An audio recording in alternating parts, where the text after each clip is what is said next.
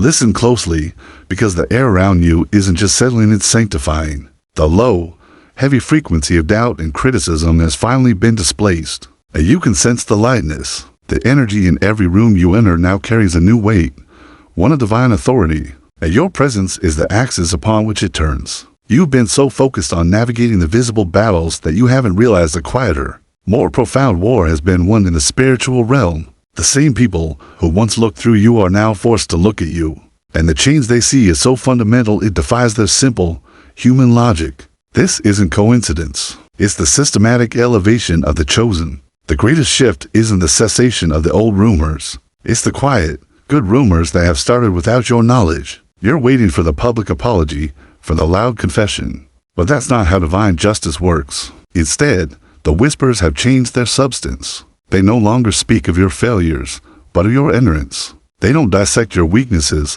they analyze your peace. They are trying to find the source of your sudden light, the reason you glow so fiercely. And their inability to label it as luck or chance is what causes their silence. This is the new, holy gossip about you, the one that testifies to a power greater than your own. The hidden truth, the one they are struggling to process, is that your evolution is an inconvenient mirror. Your quiet, unyielding transformation is no longer a concept they can debate. It's a visible, living contradiction to every negative prophecy they spoke over your life. You have become the walking proof that what was written by your enemies cannot override what was decreed by heaven. The very ground they tried to use to bury you has now become the sacred foundation for your platform. Your resurrection isn't a spectacle for you. It's a terrifying, undeniable reality for them. They misread your silence. They misinterpreted your season of isolation. What they called a grave, God was using as an incubation chamber. The pressure they applied, the relentless criticism, the lies they spread, all of it was simply the heat and the soil required to activate the spiritual blueprint of the seed within you. You were never dying. You were germinating. You were never suffocating. You were silently building roots so deep that nothing the world could throw at you later. Whatever caused you to tremble, the darkness they engineered only served to awaken the potential that only the shadow could cultivate. Understand this, their words did not define your destiny. They merely defined the conditions for your growth. Every rumor they spread was a layer of soil that forced your roots to go deeper, in search of divine nourishment. Every door they slammed shut directed you to a secret, higher staircase. Their denial of support taught you to draw strength from the deepest well, the one that never runs dry. The delay they celebrated was simply heaven's way of refining your aim and sharpening your resolve. You were learning the language of truth in a landscape starved of it.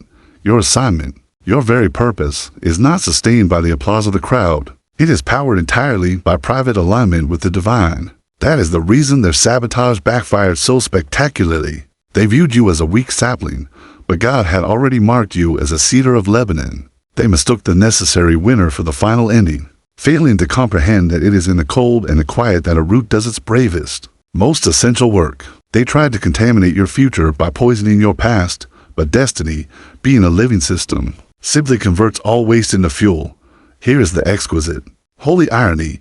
While they were obsessively busy crafting a narrative designed to make you small and insignificant, they were unintentionally building a stage big enough for your grand emergence. Their fixation on your name became an unintentional marketing campaign. Their efforts to push you out of the spotlight only served to draw the spotlight directly to you. Why? Because when you are the chosen, a divine law is activated.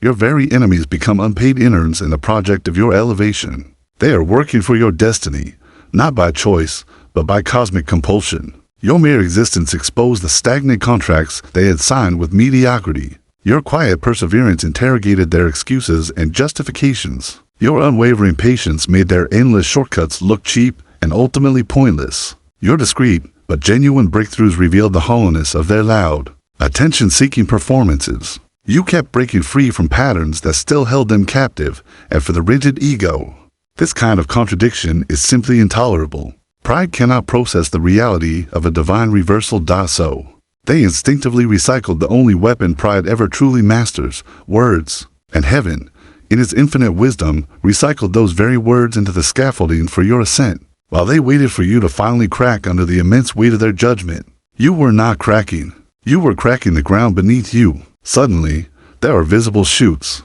Suddenly, there's color. Suddenly, there is undeniable evidence. It's not a momentary spectacle.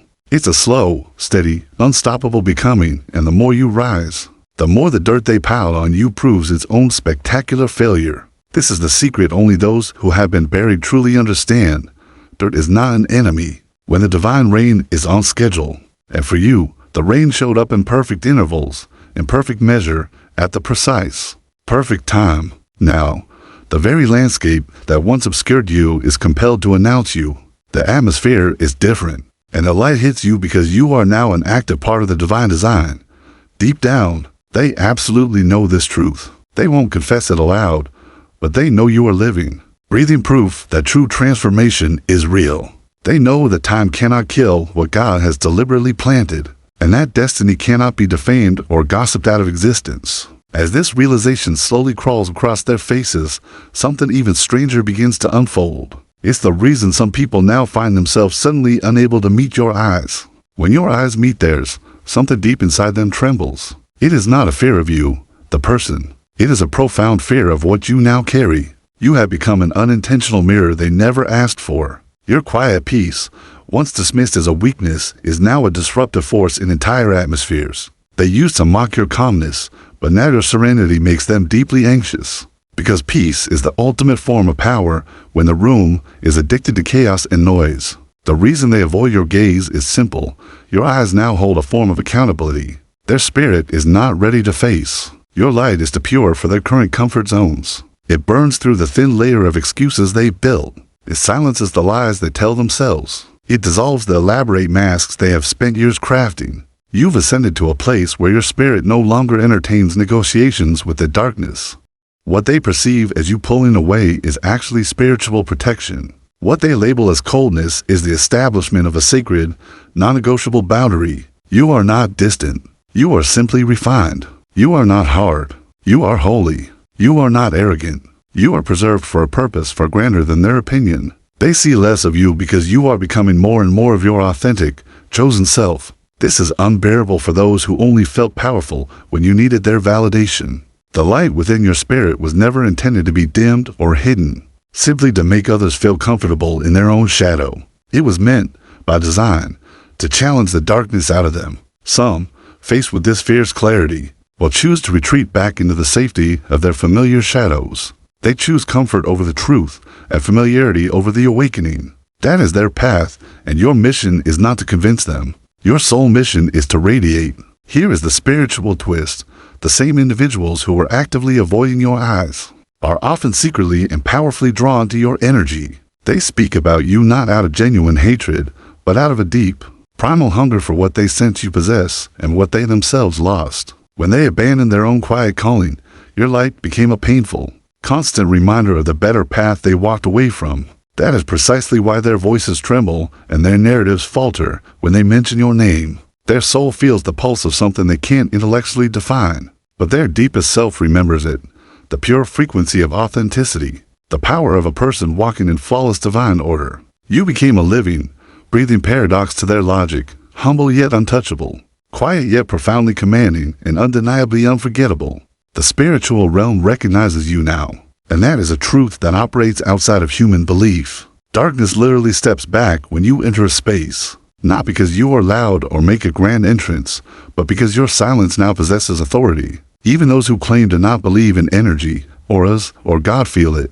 They sense something ancient and powerful moving through you, and since they can't label it, they label you too intense, too different, too much. But it is not too much. It is divine magnitude.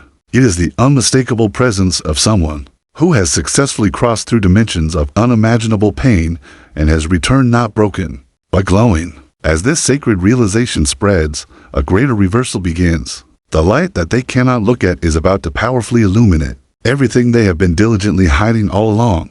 And when that revelation comes, some will run, but a beautiful few will finally awaken. The spiritual law that heaven enforces with relentless precision is this: when the chosen one rises, gossip is transmuted into gospel. The energy of the cosmos bends decisively toward divine justice. The powerful vibration of your victory is actively rewriting conversations in real time. Those who once spoke prophecies of your downfall now find themselves unable to stop broadcasting your unstoppable ascension. Their flimsy words are collapsing under the sheer gravity of your newly acquired divine glow. Understand deeply, you didn't just survive the endless rumors. You fully transformed them. Every single accusation was a seed, and every seed inevitably finds its season. You are now living in the magnificent harvest of what they intended for profound harm. What was once the subject of their scandal is now sacred storytelling. What was once poisonous slander has been transformed into a scripture written solely through your incredible resilience. You didn't need to chase revenge. What you required was revelation. And revelation arrived wrapped in the perfect, cutting irony, when God takes the pen and flips the script. The very stage that was meant to humiliate you instantly becomes your pulpit. The same watchers who once mocked and gossiped now sit in compelled silence as witnesses. You are wordlessly teaching them that truth does not rush. It rises slowly, unstoppably. The same stories that were meticulously crafted to bury your reputation are now being used as the definitive reference points for your undeniable resurrection. It is a masterpiece of divine operation. Your story is not ending. It is ascending. You are stepping into a season where favor will recognize your face. Before you even arrive in the room, the silence around you is shattering. The clouds of doubt are clearing. The crown that was hidden is being placed. You are seen. You are marked. You are chosen. And the entire world is about to find out exactly why. The good rumors are spreading.